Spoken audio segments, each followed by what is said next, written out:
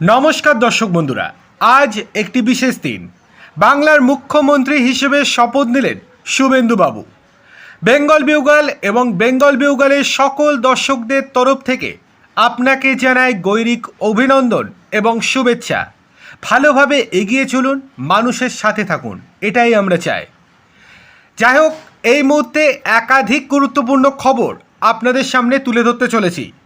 আজকে সকাল থেকে একটু ব্যস্ত ছিলাম, তাই ভিডিও করতে পারিনি। তাই এই ভিডিওটি একটু বড় হতে চলেছে, তাই একটু ধৈর্য ধরে অবশ্যই পুরো ভিডিওটি দেখবেন। আর ভিডিওটিতে লাইক, কমেন্ট, শেয়ার এবং চ্যানেলটিকে সাবস্ক্রাইব করতে একদম ভুলবেন না। তাহলে চলুন দেরি না করে শুরু করা যাক ভিডিওটি। 1 নম্বর, প্রথমে আপনাদেরকে একটি ভিডিও দেখাচ্ছি, সেটা আগে দেখুন।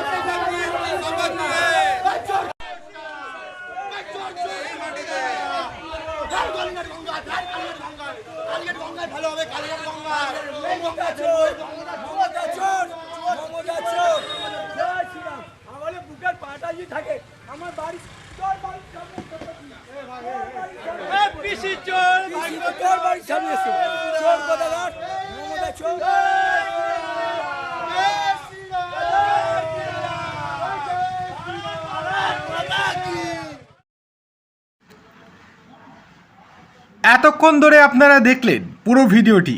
শনিবার ব্রিগেডের মঞ্চে যখন পশ্চিমবঙ্গের নবম মুখ্যমন্ত্রী হিসেবে শুভেন্দু অধিকারী শপথ নিচ্ছেন, ঠিক তখনই এক নজিরবিহীন উত্তেজনার সাক্ষী থাকল দক্ষিণ কলকাতার কালীঘাট। তৃণমূল সুপ্রিমো মমতা বন্দ্যোপাধ্যায়ের বাড়ির সামনে পৌঁছে গেলেন একদল বিজেপি কর্মী সমর্থক।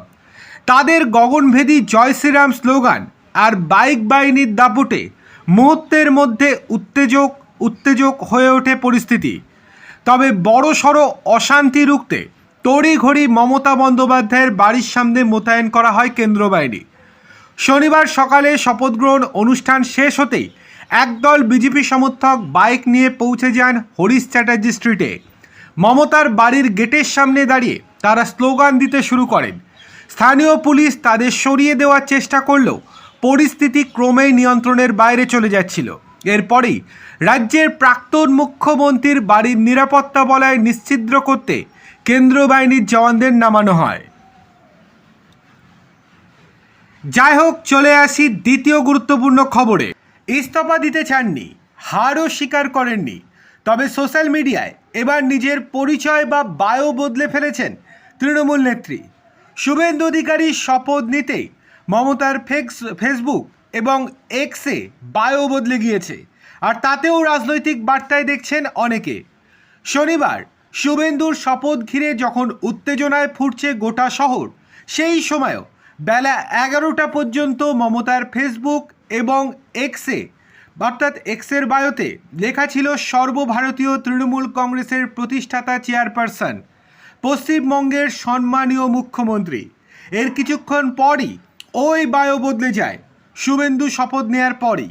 ফেসবুক এবং এক্স হ্যান্ডেলে মমতার নয়া বায়ো হয়েছে সর্বভারতীয় তৃণমূল কংগ্রেসের প্রতিষ্ঠাতা চেয়ারপারসন, পশ্চিমবঙ্গের মুখ্যমন্ত্রী ব্র্যাকেটে 15, 16 এবং 17তম বিধানসভার অত্যন্ত সচেতনভাবে মমতা মুখ্যমন্ত্রীর আগে প্রাক্তন লেখেননি বলে মনে করা হচ্ছে।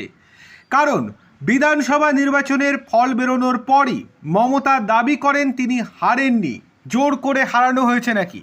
তবে এক্স প্রোফাইলে নিজের মুখ্যমন্ত্রী পরিচয়ের আগে প্রাক্তন না লেখায় নেটিজেনদের একাংশের রোষের মুখে পড়েছেন মমতা। সরাসরি এক্সের কর্ণধার ইলন মাস্কের হস্তক্ষেপ দাবি করেছেন অনেকেই। মমতার বায়ো পাল্টে দেওয়ার দাবি উঠল যেমন, তেমনই তার অ্যাকাউন্ট সাসপেন্ড করার দাবি উঠেছে।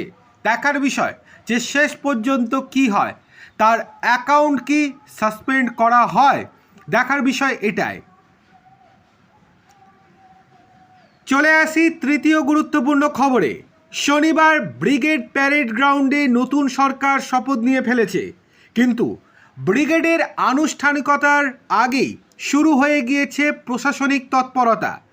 দীর্ঘ টালবাহানার অবসান ঘটিয়ে অবশেষে পশ্চিমবঙ্গে রূপায়িত হতে চলেছে কেন্দ্রের ফ্ল্যাগশিপ স্বাস্থ্য বিমা প্রকল্প আয়ুষ্মান ভারত। একই সঙ্গে থমকে থাকা জলজীবন মিশনের বকেয়া 2700 কোটি টাকাও দ্রুত ছাড়া সবুজ সংকেত দিয়ে দিল কেন্দ্র। শপথের 24 ঘন্টা আগেই শুক্রবার একটি উচ্চ পর্যায়ের বৈঠক সেরে নিয়েছেন রাজ্য স্বাস্থ্য দপ্তরের কর্তারা। ভিডিও কনফারেন্সের মাধ্যমে সেই বৈঠকে যোগ দিয়েছিলেন কেন্দ্রীয় স্বাস্থ্য মন্ত্রকের আধিকারিকেরাও। সূত্রের খবর, বিমার কার্ড বিলি থেকে শুরু করে প্রকল্পের পরিকাঠামো সব দিক নিয়েই বিস্তারিত আলোচনা হয়েছে। সম্প্রতি জাতীয় স্বাস্থ্য কর্তৃপক্ষের অর্থাৎ NHA প্রতিনিধিদের সঙ্গেও এক প্রস্ত আলোচনা সেরেছেন রাজ্যের আধিকারিকেরা। ভোট প্রচারে প্রধানমন্ত্রী নরেন্দ্র মোদী প্রতিশ্রুতি দিয়েছিলেন বিজেপি ক্ষমতায় এলে প্রথম মন্ত্রিসভাতেই আয়ুষ্মান ভারতের অনুমোদন দেয়া হবে। তৃণমূল আমলে স্বাস্থ্যসাথীর দোহাই দিয়ে এই প্রকল্পকে আটকে রাখা হয়েছিল, এবার সেই জট কাটতে চলেছে। এটা খুবই একটা ভালো খবর। যাই হোক, চলে আসি চতুর্থ গুরুত্বপূর্ণ খবরে। এটাও বেশ গুরুত্বপূর্ণ এবং ভালো খবর। নবগঠিত বিজেপি সরকারের বাংলার মুখ্য সচিব কে হচ্ছেন? সূত্র মারফত খবরে জানা যাচ্ছে, রাজ্যের মুখ্য নির্বাচনী আধিকারিক মনোজ কুমার আগরওয়ালই বসতে চলেছেন সেই পদে। রক্তপাতহীন 26-এর নির্বাচন, শান্তিপূর্ণ ভোটের পুরস্কার স্বরূপ এবার রাজ্যের মুখ্য নির্বাচনী আধিকারিক মনোজ কুমার আগরওয়ালকে সরকারি গুরুত্বপূর্ণ পদে বসাতে চলেছে বাংলার বিজেপি সরকার। কোন পদ পাচ্ছেন মনোজবাবু সেই বিষয়ে এখনও চূড়ান্ত কিছু জানা না গেলেও তিনি যে সরকারি উচ্চ পদে বসতে চলেছেন বাতাসে সেই গুঞ্জনই শোনা যাচ্ছে। তবে মুখ্য সচিবের পদেই হয়তো শেষ পর্যন্ত তিনি বসতে পারেন। রাজ্যের বর্তমান মুখ্য নির্বাচনী আধিকারিক মনোজ কুমার আগরওয়ালের কেরিয়ারও বেশ উজ্জ্বল। 1990 ব্যাচের বাংলার এই আমলা হিন্দি এবং ইংরেজিতে সমান পারদর্শী। অতীতে সামলেছেন রাজ্যের জেলা শাসক থেকে অতিরিক্ত মুখ্য সচিব, প্রধান সচিবের মতো রাজ্যের একাধিক পদের দায়িত্ব। আর এবার যদি নতুন দায়িত্ব পান তাহলে সেটাও বেশ ভালো হবে। এবং ভোট যেভাবে সামলেছেন অবশ্যই প্রশংসা পাওয়ার মতনই তিনি। যাই হোক, আপনারা কি খুশি মনোজবাবুকে যদি মুখ্য সচিব বা অন্য কোনো বড় সরকারি পদে বসানো হয়? অবশ্যই আমাদেরকে কমেন্ট করে জানান।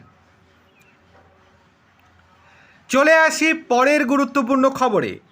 অভিষেকের কর্পোরেট স্টাইল এবং আইপ্যাক নির্ভরতার সমালোচনা করে সরাসরি তোপ দেখেছেন। তা নিয়ে অবশ্য তাদের কপালে নেমে এসেছে শাস্তির খাড়া। এবার মুখ খুললেন ফিরহাদ হাকিমের মেয়ে প্রিয়দর্শিনী। সামাজিক মাধ্যমে তিনি মহাকাব্যের প্রসঙ্গ উত্থাপন করে মমতাকে ধৃতরাষ্ট্র এবং অভিষেককে দুর্যোধন বলে খোঁচা দিয়েছেন। লিখলেন, চোখে ঠুলি বেঁধে থেকো না, কান দিয়ে দেখো না। দুই মহাকাব্যের তুলনা টেনে মমতাকে খোঁচা দিলেন পরিবারতন্ত্র নিয়ে। প্রিয়দর্শনের ইঙ্গিত, মমতা বন্দ্যোপাধ্যায় ব্যক্তিগতভাবে অভিষেক বন্দ্যোপাধ্যায়ের প্রতি অতিরিক্ত দুর্বল, আর সেই কারণেই আজ দলের এই বেহাল দশা। এখানেই শেষ নয়, তিনি নেত্রীকে বিদে বলেন মমতা এখন অন্যের কথায় ওঠেন এবং বসেন। দলের দীর্ঘদিনের সেনাপতিদের চেয়েও নবীন প্রজন্মের কথাতেই তিনি বেশি গুরুত্ব দিচ্ছেন বলে দাবি করেছেন। পরিবারতন্ত্র নিয়ে আক্রমণ করতে গিয়ে প্রিয়দর্শিনী হাকিম টেনে এনেছেন রামায়ণ এবং মহাভারতের প্রসঙ্গ। দুই মহাকাব্যের প্রসঙ্গ তুলনা টেনে তিনি বোঝাতে চেয়েছেন অতীতেও পরিবারতন্ত্রের কারণে বড় বড় সাম্রাজ্যের পতন হয়েছে। মমতাকে দেওয়া তার এই খোঁচা অত্যন্ত তাৎপর্যপূর্ণ বলে মনে করছে রাজনৈতিক বিশ্লেষকেরা। যাই হোক, চলে আসি শেষ গুরুত্বপূর্ণ খবরে। অবশেষে হার মানলেন অভিষেক বন্দ্যোপাধ্যায়। এবার নিজেদেরকে বিরোধী বলে মানলেন তিনি। কি হয়েছে চলুন বিস্তারিত দেখে নেওয়া যাক। অভিযোগের দীর্ঘ তালিকা আজকে দিয়েছেন অভিষেক বন্দ্যোপাধ্যায়। শনিবার মুখ্যমন্ত্রী হিসেবে শুভেন্দু অধিকারী শপথ গ্রহণের পরে অভিষেক বন্দ্যোপাধ্যায় ফেসবুকে পোস্টে লেখেন, আমরা দিল্লি ও বাংলায় বিরোধী দল। বিজেপির বিরুদ্ধে শক্তিশালী এবং আপোষহীন লড়াইয়ের ডাক দেন অভিষেক। অর্থাৎ তার এই পোস্টের মূল বিষয় হচ্ছে কিন্তু তিনি নিজেদেরকে বিরোধী দল হিসেবে মান্যতা দিয়েছেন, কিন্তু অথচ তার পিসি এখনও নিজেকে মুখ্যমন্ত্রী হিসেবেই দাবি করতে থাকেন। যাই হোক, দেখার বিষয় মমতা আর কতদিন এই কাণ্ড ঘটায়। তবে অভিষেক বন্দ্যোপাধ্যায় যে হার মেনে নিয়েছেন সেটা আর বলার অপেক্ষা রাখে না। চলে আসছি শেষ গুরুত্বপূর্ণ খবরে। এবার বড়সড় পদক্ষেপ এনআইএর। কি হয়েছে চলুন এক নজরে দেখে নেওয়া যাক। সিএম শুভেন্দু অধিকারীর শপথের দিনই গত 1 এপ্রিল মালদায়ের কালিয়াচকে রাস্তা অবরোধ এবং অতিরিক্ত জেলাশাসককে বাধা দেওয়ার অভিযোগে দুজনকে গ্রেপ্তার করল এনআইএ। ধৃতদের নাম সাইরুল শেখ এবং মুনাজির শেখ, বাড়ি কালিয়াচকে। দুজনেই তৃণমূল কংগ্রেস নেতা হিসেবে এলাকায় বেশ পরিচিত। শুক্রবার গভীর রাতে তাদের বাড়ির থেকে গ্রেপ্তার করেছে এনআইএ। ঘটনার পর থেকেই গা ঢাকা দিয়েছিলেন তারা, কিন্তু এই দিন আগে থেকেই ফাঁদ পেতে রেখেছিল এনআইএ। বাড়িতে ঢুকতেই দুজনকে হাতে নাতে ধরে এনআইএ। ধৃতদের আজ ব্যাংশাল আদালতে তোলা হলে বিচারক তাদের 2 দিনের জেল হেফাজতের নির্দেশ দেন।